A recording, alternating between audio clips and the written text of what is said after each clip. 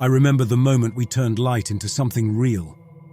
Not just something you could see or measure, but something you could touch, shape, even bend to your will. It was supposed to be our masterpiece. A new dawn for humanity that would break the shackles of scarcity. I can still see the flash of pride in my team's eyes as the containment chamber lit up, our hard light shimmering like liquid crystal. And for a few seconds we stood on the edge of godhood. I was the one who insisted on pushing the project to its limits. Stable and sustainable, I said. The world-changing kind of breakthrough. Hard light wasn't just a fancy experiment for me, it was the culmination of years of my life, the reason I came out to this station in the first place. When the investors signed the checks and Mitchell Anders, the corporate puppet they sent to babysit us, flashed that grin of his, I thought I'd finally proven my worth. Finally, something that wouldn't just burn bright and fizzle out. But I was wrong. So wrong. In the beginning, the light was perfect. Controlled, obedient, doing exactly what we told it to do.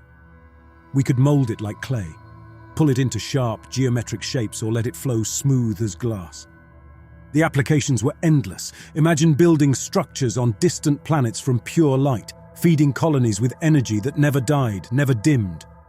That's what I told myself anyway. That's what I told them. But it was more than that. I wanted to leave my mark on the universe, to be the name they whispered when they talked about the pioneers of the new age. And then, just like that, the light turned on us. It started small, a shimmer outside the containment field. The light began to grow, just a little at first, like a seed taking root.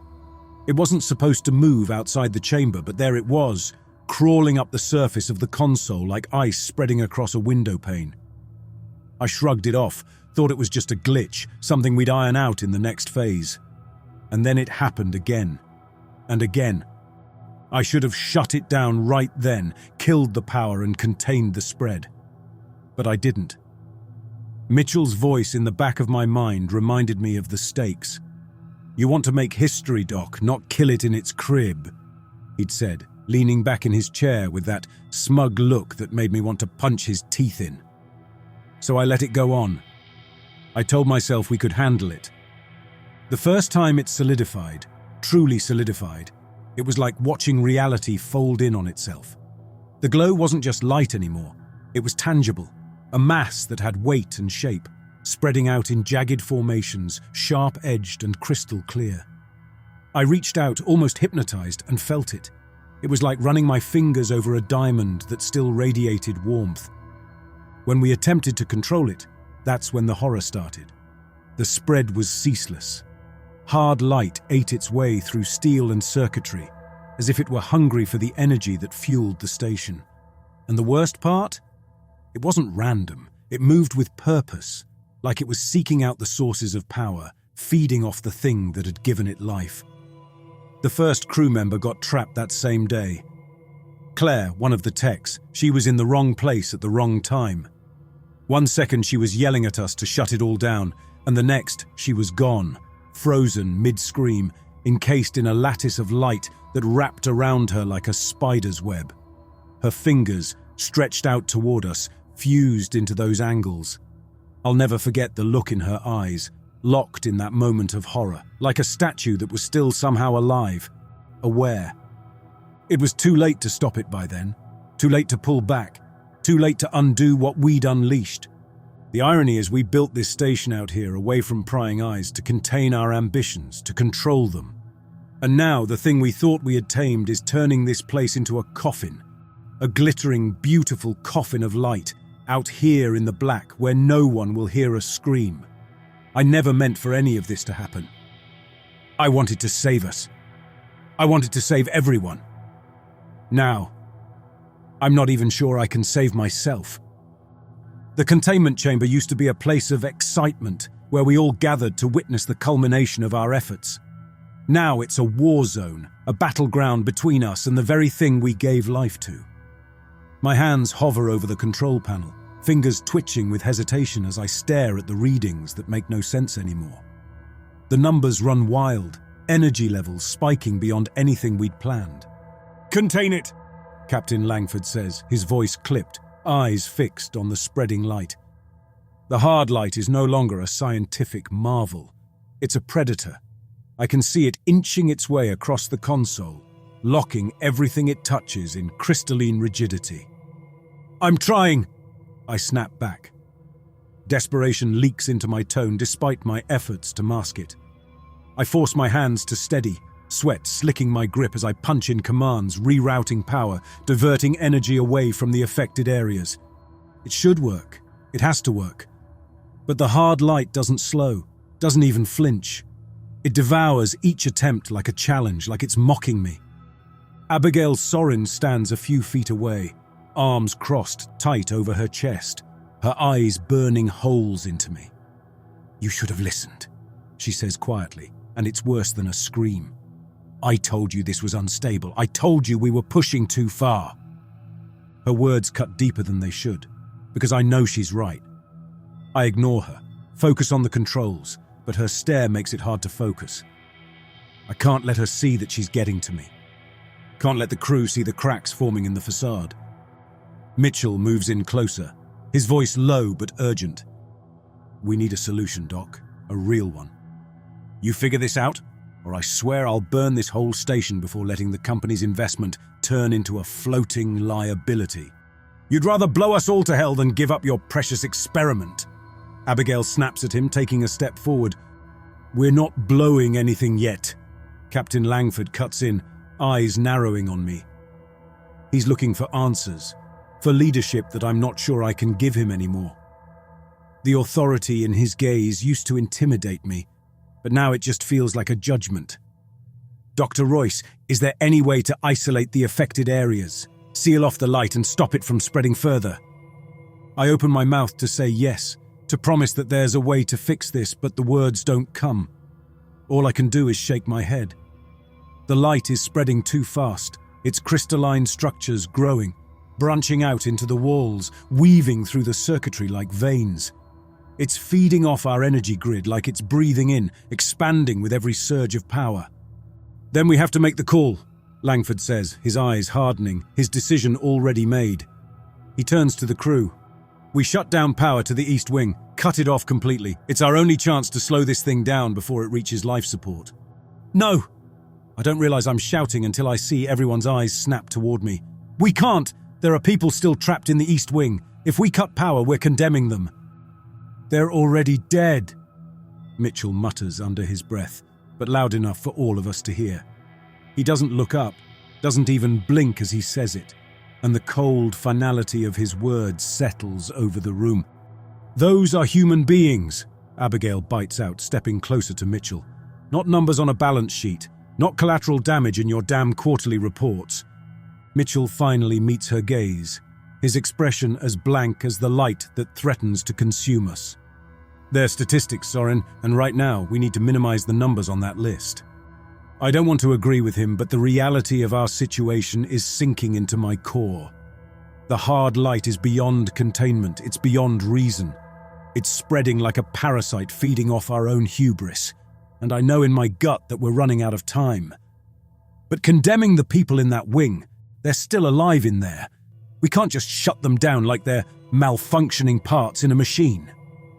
"Dr. Royce," Langford says, his voice softer now. "We need your call on this. If there's any chance to save them, say it now." I look at them, all of them, their faces hard, eyes desperate. I was the one who started this, the one who promised a revolution of light, not this creeping death that's swallowing everything it touches.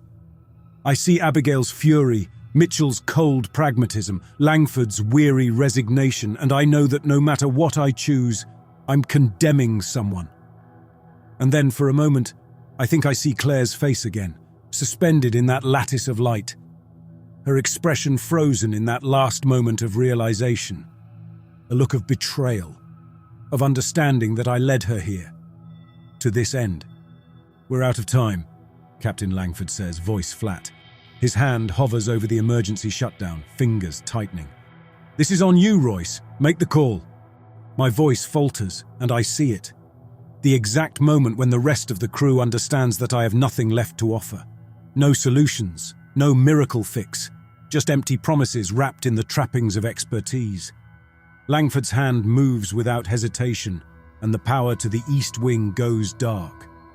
There's no time to process what that means because the hard light spread surges, reacting violently to the sudden loss of energy, its crystalline surface growing denser, sharper, as if angered by our defiance. The room plunges into chaos. I try to think, to regain control, but my thoughts are a fragmented mess, bouncing between the knowledge that we just condemned half the crew to a slow death and the realization that the hard light is adapting. It's feeding off more than just our power grid. It's tapping into something deeper, something I can't quantify with data or equations. Abigail's voice slices through the turmoil, steady but laced with something dark. "You killed them," she says, and there's no accusation in her tone, just the raw truth of it. "You could have warned us. You could have stopped this before it ever began." I want to tell her I didn't know. I never intended for any of this to happen, but the words feel like excuses, and I can't bring myself to say them. She's right, and she knows it. We all do.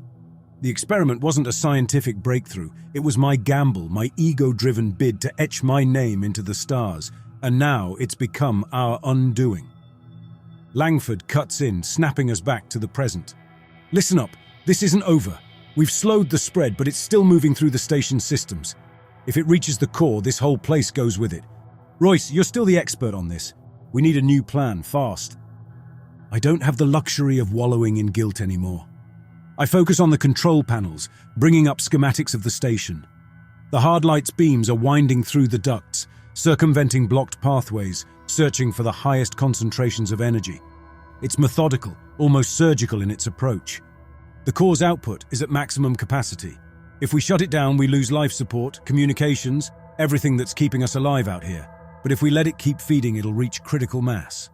Then we have to draw it out, Holt says. Create a decoy energy source, something to lure it away from the core.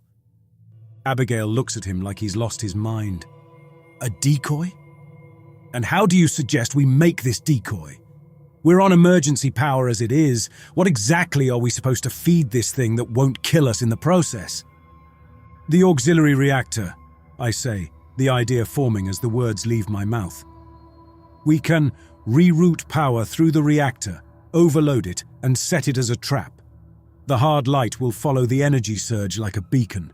It might buy us enough time to get the rest of the system stabilized. Langford's eyes narrow, calculating the odds. And how much time are we talking? Minutes, maybe, I admit, and it feels like an admission of defeat. But it's better than nothing. The plan is far from perfect, it's barely even a plan at all, but it's the only option. We split up, moving like clockwork.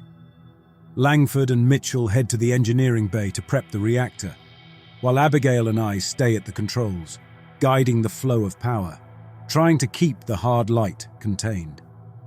As I work, I glance at Abigail out of the corner of my eye. There's something in her expression I haven't seen before. A resignation, a loss of the fire that once made her the station's moral compass. She's quiet now, her movements mechanical, as if she's running on the last fumes of hope. Abigail, I start, but she cuts me off with a sharp shake of her head. Don't, she says, her voice brittle. Just don't. This isn't the time for apologies or explanations, Royce. Just fix it, if you can. The comm in my ear activates, and Langford's voice comes through. We're ready to divert the power. On your mark, Royce. I take a breath, hands poised over the controls. Do it, I say, and hit the sequence. The station groans as the power surge races through the conduits, the auxiliary reactor kicking into overdrive. The hard light shudders, its crystalline growths retracting slightly as it redirects its focus toward the new source. It's working. We're drawing it away, if only for a moment. Then something goes wrong. A shiver runs through the station and I see the energy readings spike beyond what we calculated. The hard light isn't just following the surge, it's amplifying it, feeding back into the system in a loop. It's using the reactor to grow faster, its structures splintering out in unpredictable directions. The reactor's power core begins to crack, thin lines of light spreading like fractures in glass. And I realize, too late, that we've made a fatal miscalculation. The reactor explodes in a silent burst of light, and the impact ripples through the station, knocking us off our feet. The hard light surges forward like a wave, sweeping through the corridors, wrapping itself around the station's infrastructure, tearing through the walls and decks. It's no longer a creeping growth, it's an avalanche consuming everything in its path. I hear Abigail's gasp, and I look up just in time to see the hard light reach the control room. It lashes out, and I grab her arm, pulling her back, but it's too fast. It sweeps across her leg, turning flesh into crystal in a heartbeat. She screams, a sound that cuts through me like a blade, as the light crawls up her thigh, freezing her in place. "No, no, no!" I mutter, uselessly tugging at her, my hands slipping on the smooth, hard surface that used to be her skin. I try to pull her free, but she's already gone, her eyes wide and fixed on me, her face still alive with terror and pain, locked in that final moment. She reaches out, and her fingers stop just short of my face before the light claims her completely. I stagger back, watching the light devour her, helpless to do anything but bear witness. She's frozen in place, another monument to my failure, another life I couldn't save. And in that instant, I realize that this is a reckoning. The hard light is a consequence, a reflection of every unchecked ambition, every careless decision I made in pursuit of glory. The comm activates again, faint and distant, but I barely register the sound.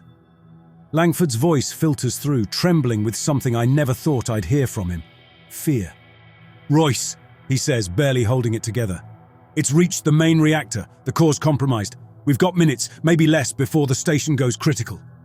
I stare at the ruin around me, at Abigail's crystallized form, at the ever-expanding spread of the light that's tearing our world apart. I've spent my whole life believing I could control the forces I played with, believing I could bend nature to my will. Abigail's crystallized form stands like a twisted monument to everything I've ruined. Her outstretched fingers, now nothing more than brittle angles of light, seem to point straight at me, even though her eyes are forever frozen in that mix of terror and accusation. I force myself to turn away from her, my focus shifting back to the control panels where the hard light continues its assault. The beams of light are winding through the ducts, circumventing blocked pathways, searching for the highest concentrations of energy like a predator following the heat of its prey. The reactor's feedback loop has turned it into a beacon, drawing the hard light with a force that's impossible to stop now. "Royce!" Langford's voice snaps me back to reality, blaring through the comm with desperation. "The core's destabilizing. We need to eject the reactor before it goes critical, or this whole station is going to blow." I know he's right. The reactor's on the verge of meltdown, the hard light amplifying its energy output to levels the station can't handle. Ejecting the reactor might buy us a few more minutes, might keep the core from tearing us apart. But there's a catch, and it's not a small one. If we eject the reactor, we'll lose the last of our power. No life support, no communications, nothing. We'll be dead in the water. You're the one who put us in this mess, Royce. You do what you have to, but you keep that hard light intact. Do you hear me? This project is still salvageable. "It's not salvageable," I snap, cutting him off. "It's a damn catastrophe. You think we can control this? You think we can spin this into something that doesn't kill us all?" "You better find a way," Mitchell growls. "Because if you don't, then this entire mission, the station, the crew, all of it, will be a footnote in the worst failure in corporate history." Langford's voice cuts through the comm. "Enough! This is bigger than your vendetta, Royce. We need to focus on survival, not your damn redemption arc." His words are clipped, the panic finally cracking through his usually polished tone. "Give me the odds. Can we stabilize this thing, or are we out of options?" I hesitate, and in that pause, everything seems to slow down. The hard light is no longer creeping. It's lunging, spreading across the station's infrastructure, its beams wrapping around the main conduits, locking us into a chokehold. It's not just devouring energy anymore, it's transforming it, altering it into something unrecognizable. The station feels like it's warping, groaning under the pressure of this new force. Royce, can we stabilize it or not? Are we out of options here? We're out, I say, the words cutting through the chaos like broken glass. It's evolving, Langford. It's using the station as a scaffold, turning it into something we can't even recognize anymore. We have to get out. Get to the escape pods. Langford's voice booms over the comm, his orders sharp and clear. All remaining personnel, move! This is a full-scale evacuation. My pulse surges as I turn away from the control panels, sprinting toward the access corridor that leads to the escape pod bay.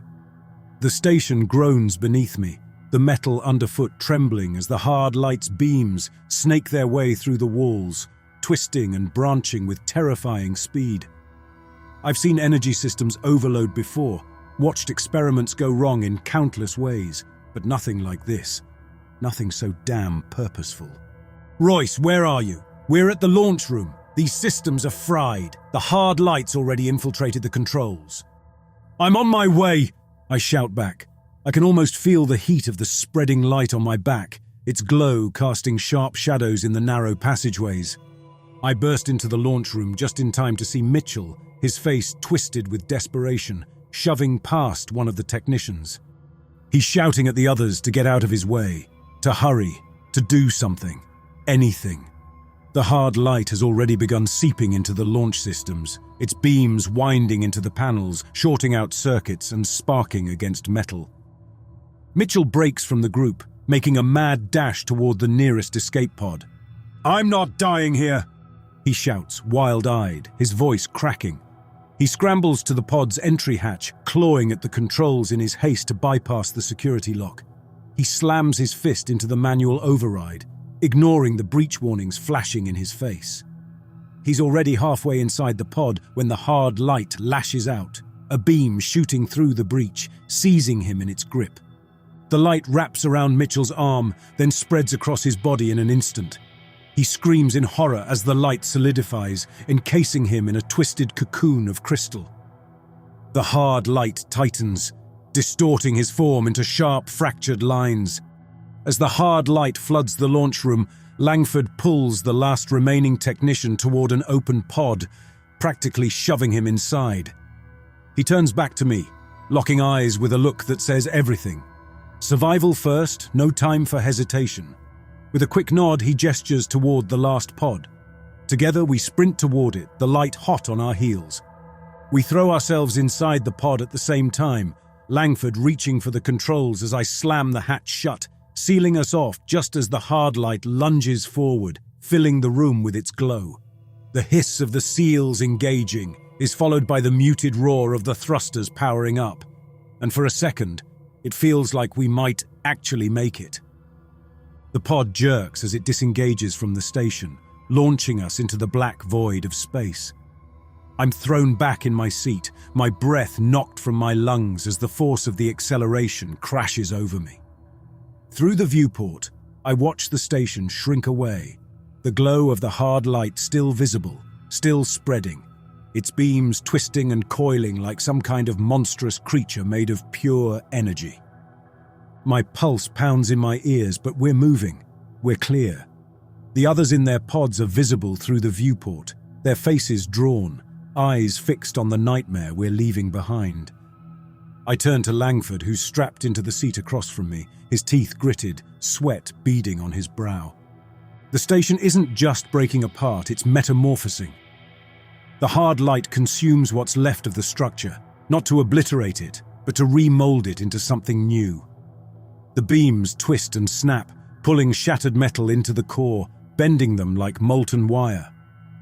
The station's frame contorts, its modular sections fusing into a unified form, stretching and compressing into sleek, aerodynamic contours. The solar arrays collapse inward, reshaping into wings of glowing crystal, and the skeletal girders twist into a hull that's both solid and shimmering. What was once a scattered assembly of research labs and power modules is now a streamlined vessel, its surface smooth and seamless, radiating an intense glow. The transformed structure looms vast in the darkness, its lines sharp and alien, like a predator designed for the void. A new burst of energy flares from the vessel, and a distortion ripples through the fabric of space in front of it. A gravitational anomaly, a wormhole or singularity, tears open, swirling with colors, bending light and matter around its edges. The vessel's transformation is complete, and now it seems to shiver with anticipation, like it's testing the limits of its new form. The vessel leaps into the anomaly, disappearing from sight in an instant. 1 second it's there, and the next it's gone, vanished into whatever void it has chosen to escape into, leaving behind nothing but empty darkness. I sit there, staring at the place where the station used to be, my mind struggling to grasp what we've just witnessed. We didn't just fail to contain the hard light, we created something that has now slipped through our fingers and into the cosmos. The rescue came quicker than I expected. Maybe our distress beacon reached someone out there faster than I thought. Or maybe we were just lucky for once. A deep space salvage crew found us drifting in our escape pods a few days later, half frozen, oxygen reserves nearly depleted. Their faces blurred into indistinct shapes as they cracked open the pod's hatch.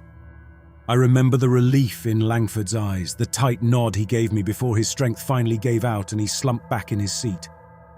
The journey back to civilization was a haze. They treated our wounds, but nothing could touch the damage that settled deeper, the kind that wraps itself around you and refuses to let go. We were taken to a secure debriefing facility in orbit around one of the corporate planets, a place that felt more like a prison than a sanctuary. We were shuffled into separate rooms, isolated from each other, as if they were worried the hard light might still be lurking inside us. The debriefing officers wore crisp uniforms and cold expressions, the kind of people who've heard every excuse and seen every disaster, but nothing like this. They asked us the same questions over and over again. How did it happen? Could it have been prevented? What is the hard light's purpose? They wanted answers we didn't have. I told them everything I could, but I could see the doubt in their eyes, the disbelief that someone could let things spiral so far out of control. They took Mitchell's death as a given, a statistic filed under acceptable losses. Abigail's name came up once in passing, the way they might mention a broken piece of equipment that got caught in the wreckage. The real focus was on the hard light ship, that final transformation we witnessed from the viewport. They seemed more interested in what it became than in what it destroyed. The possibilities, the potential. We need to understand the implications of this evolution, one of the lead interrogators said. Did you witness any signs of sentience? Any indications that the hard light's transformation was guided by intelligence or external influence? I wanted to laugh, wanted to grab him by the collar and shake him, scream in his face that we had created a monster. But I didn't. Instead, I just nodded mechanically, telling them what they wanted to hear. Yes, the transformation seemed deliberate. Yes, it moved with a purpose. I gave them the truth because there was no point in lying. Weeks passed after the debriefing, and they finally let us go. Released us back into the world like damaged goods no one wanted to deal with anymore. Langford and I parted ways on a crowded orbital station, each of us too hollowed out to say much. He gave me one last nod, this one different, not the command of a leader, but the silent acknowledgement of a shared burden. A promise to carry the weight of what we'd done, in our own way. I tried to go back to my life, tried to forget about the way Abigail's face looked when the hard light swallowed her whole, the way Mitchell's scream echoed in my ears. But it's not that easy to walk away from something like this. I still see it sometimes, in the edges of my dreams, the vessel we left behind, that sleek alien ship twisting through the dark, slipping through dimensions like a ghost made of light. I took a job teaching now, deep in the lower levels of a tech academy on a remote moon colony. It's not glamorous, but it's quiet, far enough from corporate greed and ambitions that I can almost pretend I'm normal again. I talk to students about the principles of energy manipulation, about the responsibilities of playing God with forces we don't understand. I try to make them see that the universe is full of doors best left closed, thresholds not meant to be crossed.